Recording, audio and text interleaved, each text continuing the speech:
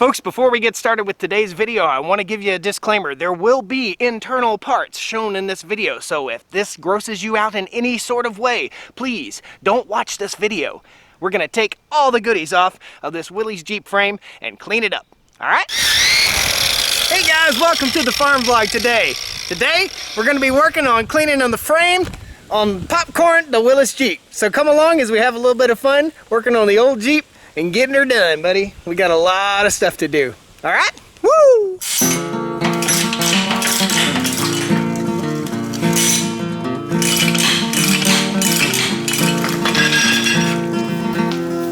First things first here, we're gonna hop on the gator and take a little cruise, and let me show you a little bit of what's been going on here on the farm. Why I haven't done videos much with Popcorn the Willys Jeep is because we've had so much pollen in the air and I've had so much going on. Imagine mowing your own lawn and keeping that place up. Well, we're actually building more pasture here and we're keeping up the pasture land that we have. So we've got somewhere in the neighborhood of 80 to 90 acres of pasture land here that we're mowing.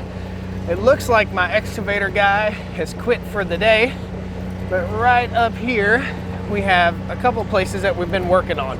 I'll show you. We've got a spot right here that was just full of stumps and sticks and rocks. We'll get around the other side of this machine right here. And we're slowly taking what looked like garbage and making it smooth, smoothing it out, making it look nice. Let's go over here to the top of the hill, to the ridge. So up here on the ridge line, and this is just above where we just were, this area used to be a really brushy area and it was totally covered with rocks. Well, we've smoothed all this out, we've made it look beautiful. And that was a rock up under the gator. Smoothed all that out and made it look beautiful, and we're possibly gonna put our house right here in the future. So it'll be a beautiful backyard right here. Nice, pretty country.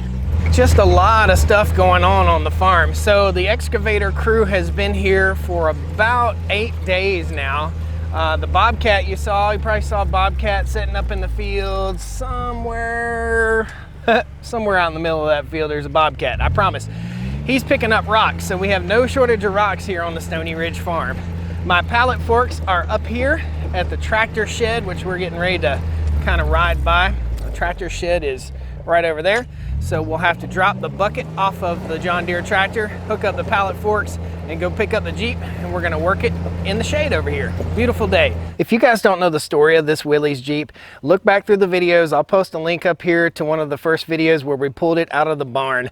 So this was my dad's Jeep. We had it when we were kids. Last time I rode around in it, I was probably 8 years old. I'm about 42 years old now. It's been parked in the barn. We rescued it, we pulled it out of the barn, and now we've got it all the way down to the frame. I wanna thank Willys Jeep for helping us out with this, and also Eastwood Products. Thanks a lot, guys. We're gonna be hitting this thing with some rust encapsulator to encapsulate all the rust, and then we'll hit it with some chassis black. We won't be hitting it with chassis black today, but we may coat the whole thing in rust encapsulator at some point today.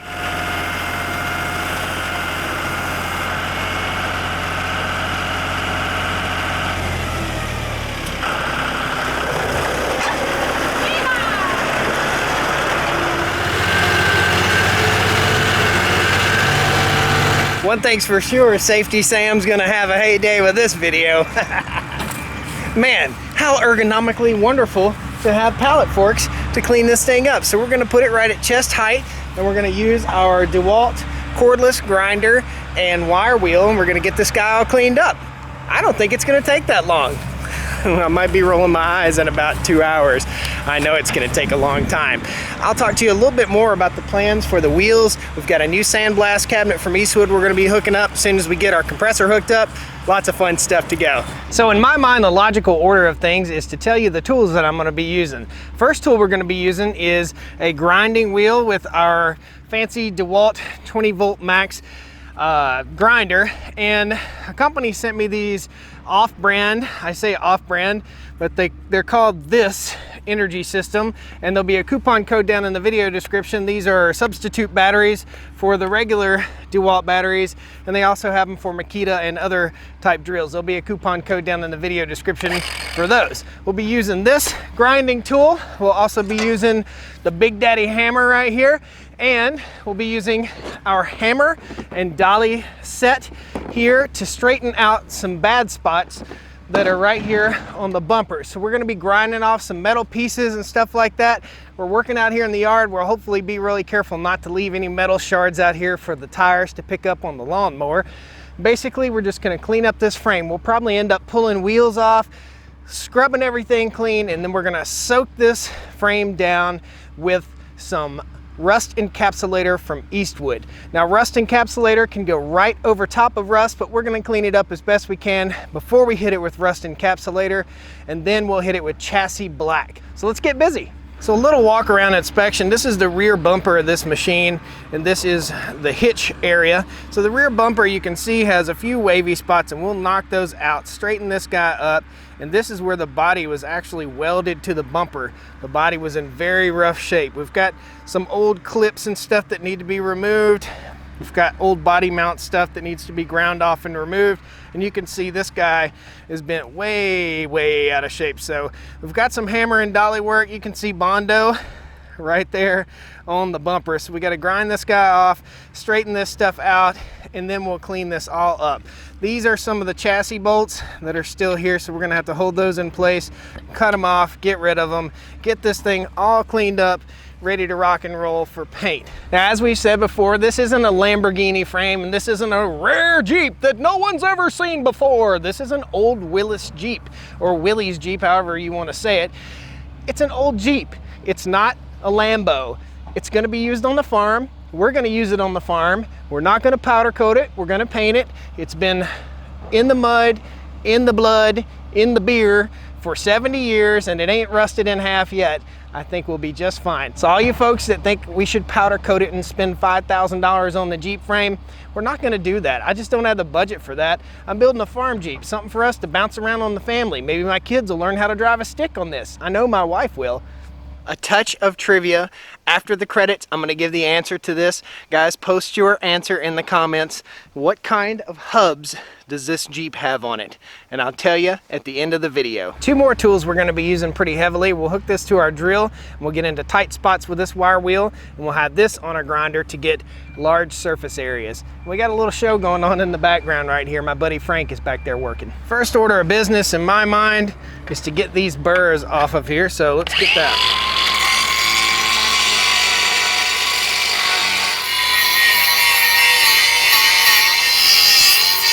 To add some hearing protection to this toolkit.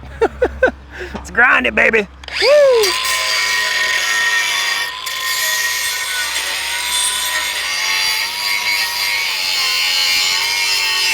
When in doubt, get a better tool. This thing works much better in cutting off these pieces.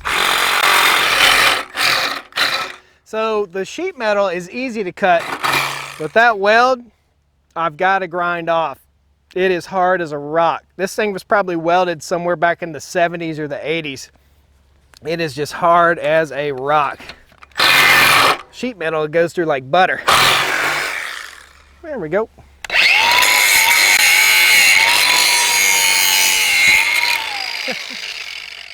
Once again, I'm feeling blessed with the smell of burnt hair.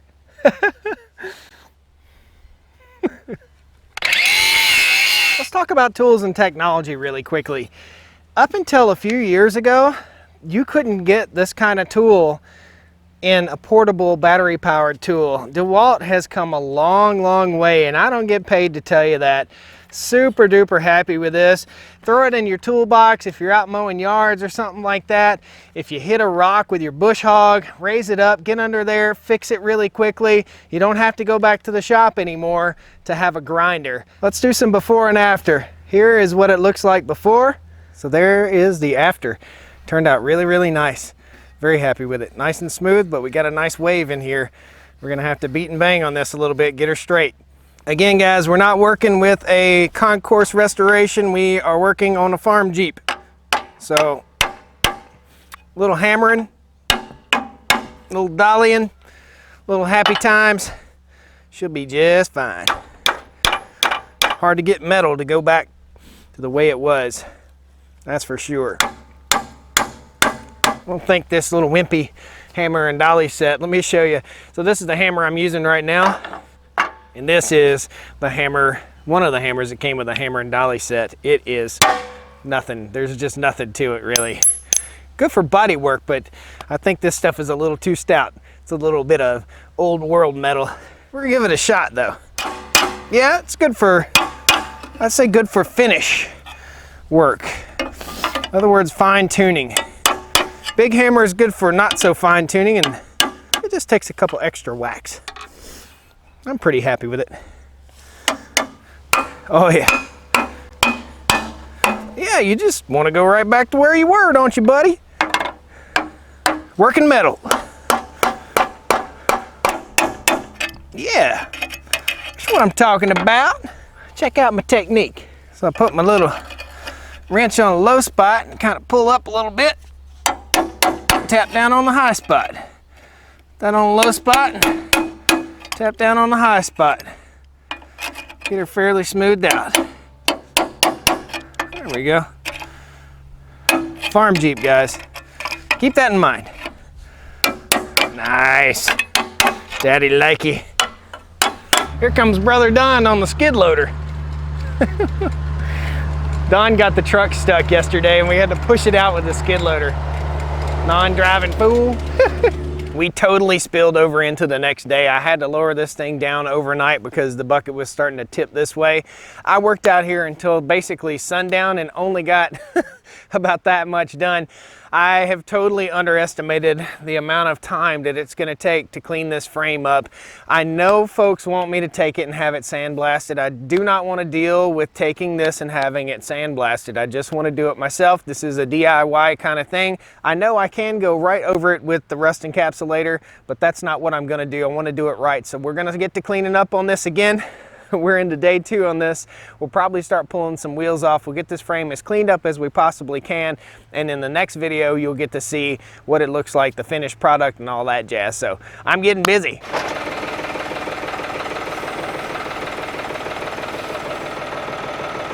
This is a knee hanging monster. I have grabbed and hooked my knee and my calf on that thing like 19 times. And this is actually welded on to the original front bumper. So we're going to grind it and cut it off, and I'm going to put some smaller little mounts so that we can tow it if we need to tow it in case it breaks down somewhere on the farm, but we don't have this big old clunking thing stuck on the front of the Jeep all the time. Cool.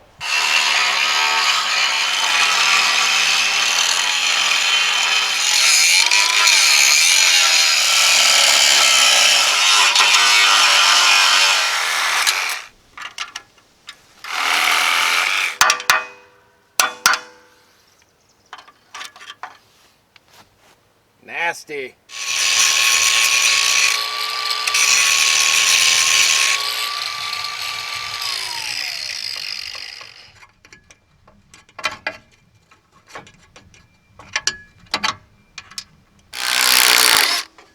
That's a hanger for the exhaust system. Lots of knick-knack removal. In other words, just taking out old bolts, taking out old stuff that doesn't need to be used. And as we start rebuilding it, we'll put new hangers, we'll put new bolts, we'll put all new goodies in here, and we'll put good, nice, high-grade bolts. We may even go stainless steel with nice, high-grade bolts and nuts and bolts that we can put this thing back together. What we're grinding off here are bolts that pulled through the body. So this bolt basically pulled right through the body when we got ready to take the body off.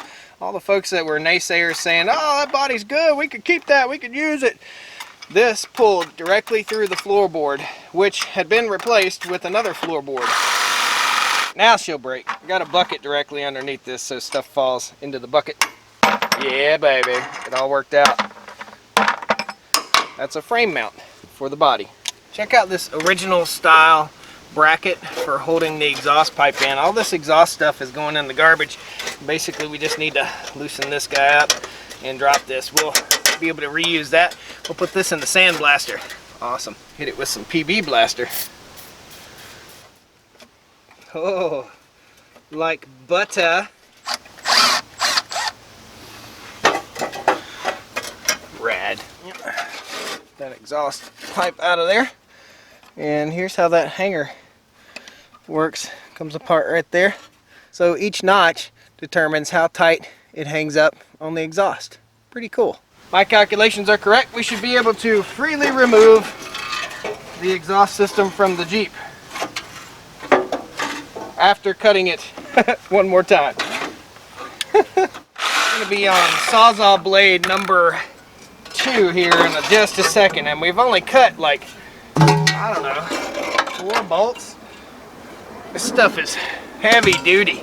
Next thing we're going to be removing is our brake master cylinder. It's in an odd place. It's underneath the floorboard. I remember distinctly my father working on this brake master cylinder and putting brake fluid in it all the time when I was a kid. So we went on and just ordered a new one. When I got in this thing and hit the brake pedal the first time, it just stuck, and then I mashed it really hard and it went to the floor. It was just full of rust and full of gunk. So we've got a new brake master cylinder. We've got a lot of new parts. We've got a rebuild kit for the steering box here and the brake master cylinder, and it also says made in USA. Awesome. We're probably going to take the made in USA one off and get one that's made in the Philippines and put it back on. I hate to say that, but this thing is absolutely unrebuildable. It is full of rust. This Jeep is reminding me of an Alabama song. The closer I get, the further I fall. It just keeps sucking me in more and more and more. I can't wait to see the light at the end of the tunnel on this Jeep. Springtime chores on the farm have set me back so much. So much. Hopefully we get all of our mowing done. We get everything all set up so we can start hammering away on this Jeep. If I had air conditioning in the shop, we'd really be hammering away at this. And the pollen has been so thick that I simply can't sling paint on something that's going to be covered in pollen 5 minutes later. It just doesn't make any sense. If you guys have seen any of those videos out there on the news about North Carolina and how much pollen's been in the air, there have been like fogs of pollen blowing through the air. Like you can see it from outer space. There's so much pollen here. This is a steering box, and it's absolutely covered with grease and grime. The reason it's so covered with slimy grease and grime is because we put a bag over top of it when we pressure washed the Jeep to clean it up. I didn't want to introduce water down in there for fear of destroying the gearbox here. Otherwise, this whole machine could probably sit outside in the weather and I wouldn't really worry about it at all. But I don't want this to get messed up. We're gonna need a bigger gun. Let's get the big dog out, see what she does. See if she'll eat. Oh yeah, she eating. Fine thread 9/16, holding that guy in. Basically, I'm just going to cut these old brake lines because I have a whole new brake line kit for this thing. We're just going to cut and dispose, but we'll hang on to all these parts. I've got a parts pile of all my old parts in case I need to refer back and grab some new goodies. And these brake lines are just old and brittle, full of rust and crust. Nice. I'm very much inclined to remove the steering box at this point to clean up the frame. I think that's what I'm gonna do. There's a lot of work that goes into this. I totally underestimated the amount of work, guys. If you've ever done a frame off restoration, post some comments down there. This is a long project. This is going to be a year project if I don't get busy. I got to get busy on it. So there's a lot of work to be done. Let's go ahead and pull the steering box. Hopefully everything just slips right apart, and we'll stick that in the back of the Gator over here too. Got to clean all the grease off here so I can get my bolts. Oh, little slice of heaven right there. Might be able to just hold it with my finger. No, I'm not holding that with my finger. Let's see here. Oh yeah. I'm in love. Thank you. I think I love ya. Woo-hoo-hoo. So what am I so afraid of? Nice. As we pull parts off the Jeep, I'll bring them to you and show you what we get. A spring. A big spring. The plunger for the master cylinder. Blech. The rotating assembly for the clutch. Nasty too. I think we're gonna have to replace that. A shock. A lesson in Willys Jeep ography. The driver's side is a left-hand thread and the passenger side is a right-hand thread. I went to take the wheels off. I'm like, dude, these things won't come off. So the threads are reversed on this side of the Jeep. On the passenger side, they're the right way. On the driver's side, they are not the right way. More and more Scooby-Doo mysteries. There are 3 different size lug nuts on this machine. Some of the lug nuts on the left side are reverse thread, and some of the lug nuts on the left side are the correct thread. Oh God. First time the wheel's been off this thing, and I know 40 years. Oh my God, it's heavy. It spins nice. I take that back, it doesn't spin nice. Listen, you can probably hear it. There's a bunch of garbage in there. We're talking about taking a Jeep out of a barn, and we're gonna spend $10,000 on this thing to get it restored to a farm Jeep. It's for the love of the Jeep. It's not for what the Jeep is worth. Let me show you the shocks. So I've pulled one shock almost off. The other shock was just hanging, and the last 2 shocks, let me show you. So the appropriate way these shocks are mounted is this way. There's a cotter key that holds this in and a washer. Well, this shock, we'll turn the wheel here, is held in with a nail. So there is the nail that holds that shock in. We'll easily remove that. That'll be nice. Here's how the steering works, and it's way different than your modern vehicle. It just rotates on a knuckle right here. In other words, that is a steering knuckle right there, and it's smooth, crisp, just smooth as silk. Now the other shock on the other side, let's go over and take a look at that. So the shock on this side is a little bit more rusty and stuck in there. We've soaked it with PB Blaster, and it is just freely floating on that pin. So the way we're doing this is we've got a bucket full of garbage parts, and we're putting all the good parts, or parts we might need to steal parts off of, in the back of the Gator. The problem is parts are not locally readily available for the Willys Jeep, and that's why we're having to rely on Kaiser Willys for all of our parts. They have an extensive knowledge base. You can call up there and be like, hey man, I'm putting together a CJ3A, I've got a clutch cable, or I've got a clutch actuator, the pedal, I need the arm for that pedal, and they'll know exactly what you're talking about. And even in the catalog they have drawings of every little tiny nuance of this Jeep. That is super cool. This impact is beating and banging on this thing so hard that it's heating the nut up, and as it heats the nut up, it'll slowly loosen. But you can see the penetrating oil hardly even got all the way down in there, so we're going to soak this last lug nut down with some more penetrating oil. I've got 3 of the 4 wheels loosened up.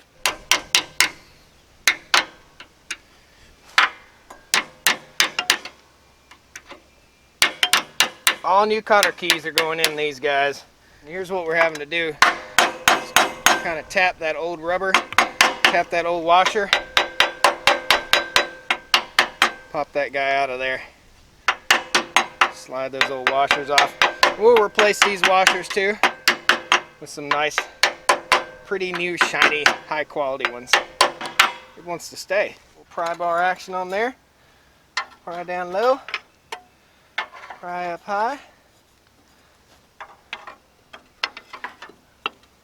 Bye-bye shock. Guys, this is real world. This isn't some hot rod show or some hot rod TV or whatever. This is real world. This is what it takes for a guy to do this kind of thing in his home shop. I hope you can appreciate all of what's going on here. Like I said, this is not all of a sudden we blink our eyes and Chip Foose came in and fixed this thing up in 2 days and it's over with. This is real world. It's going to take weeks and weeks and months to get this thing right. And the more I work on it, the more I fall in love with it, and the more elbow grease I put into it, the more I'll appreciate it. Now hopefully the more you'll appreciate it if you follow along with the series.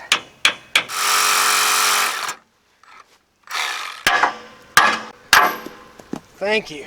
Ooh, that's hot. That's some old school stuff right there. You guys ever seen a ball like that? Shut her down, Beerford. She's sucking mud. I was just thinking to myself that this is probably the vehicle that I learned how to drive a stick on. Between this and a tractor, an old Massey Ferguson tractor. You know, when you're a young man on a farm, you learn how to do stuff and you have a whole lot more responsibility than kids nowadays. You wouldn't even think to give a 8-year-old or a 7-year-old keys to an old Jeep and say, run over to the barn. Nowadays, all you do is hand them a video game console. But the way I grew up, we learned how to do stuff at a young age. We're treated as a man at a young age, and I think that's something that's lacking a whole lot in our modern society. We treat children as children until they're in their mid-20s. So, sad fact of life. Get your kids out of the house, teach them responsibility, stop babying them.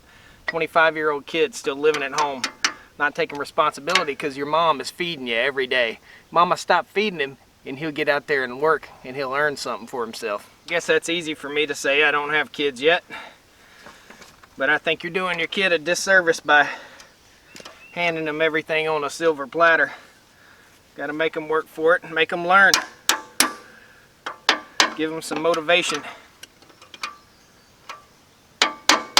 My motivation is to be done. Get this thing done so I can ride it. Some of these pins are rusted, man. Really, really rusted in place. These nuts on the back side of this are welded in. So in other words, there's not just a nut and a bolt. It's a nut, a bolt, and a weld tacked to the bolt. So you can't just undo it. I'm breaking off, shearing off bolts is what I'm doing.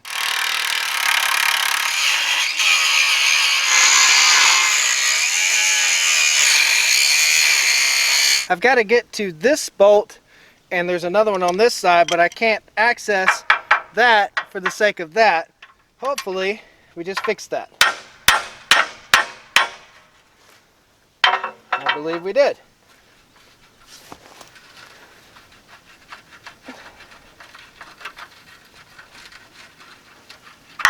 Yeah, baby. Nice. Bonsai!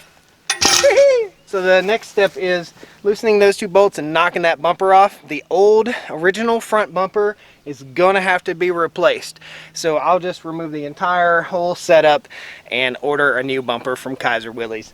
I can tell already it's got holes in it and all kinds of mess, so not even worth fooling with. Of note, for you purists who think everything is worth saving, I'm not saving it. I'm sorry. If you think I need to spend 16 hours on a $35 bumper, I can't do that. I just can't do it. In the interest of time, money, and money, I can't spend 16 hours welding up holes in a bumper that I can buy for 35 bucks. It doesn't make any sense. I know we can fix it, but I don't want to fix it, right? What makes sense? Oh, the whole weld and everything's turning. All right, next. This one will break. Come on, baby. Break her off. I don't see a better way. 5 minutes a bolt. Grinding bolts off. 5 minutes a bolt. We're going to try the Sawzall and see if it works. I'm not sure if it's going to work or not, but we're going to see if we can shave that bolt off and then grind it off. Hope so. I got an idea. Haha. I don't dare touch that. If my calculations are correct, this bumper should be easily removed. But why would we easily remove it when we have a big hammer? Let's see what happens. Take this back to 1994, Ryan Sandberg. Woo, baby. Let's show you what I'm talking about, this front bumper, and why we need to replace it.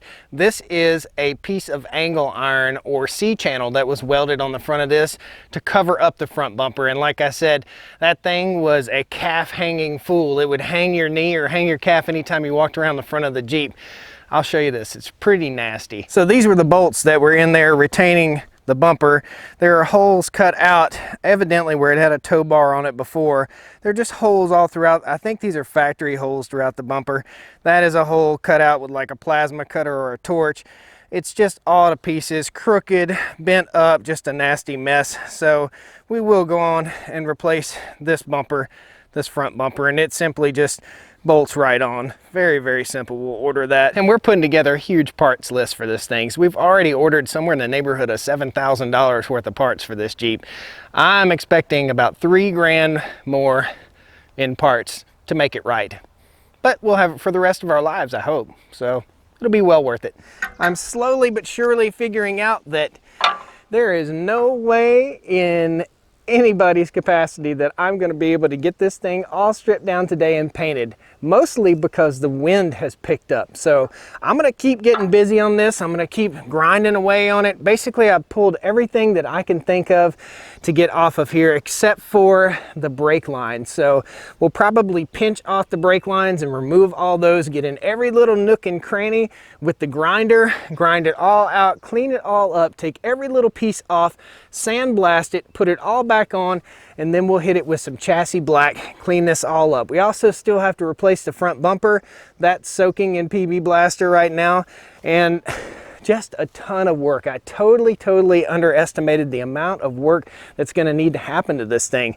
Super fun, super happy to do it, totally enjoying it. Glad I have the tractor. The wind is picking up and there's no way I'm going to be able to sling paint because of so much pollen in the air and the wind picking up. I don't want my green John Deere tractor to be half green and half black. Thanks a lot for joining me here on the farm today, guys. I hope you enjoyed this little update on Popcorn the Willys Jeep.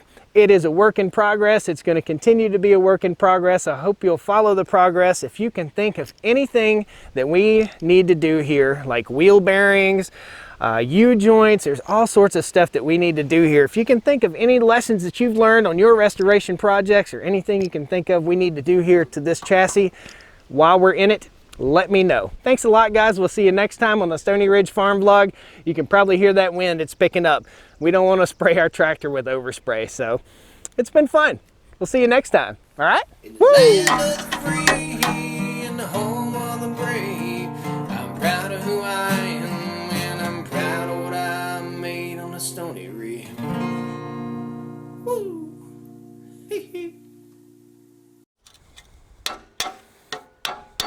Has Sears and Roebuck hubs on it. I had no idea that they even made a Sears and Roebuck hub. Awesome. Guys, thanks for watching the video today. I hope you had a good time.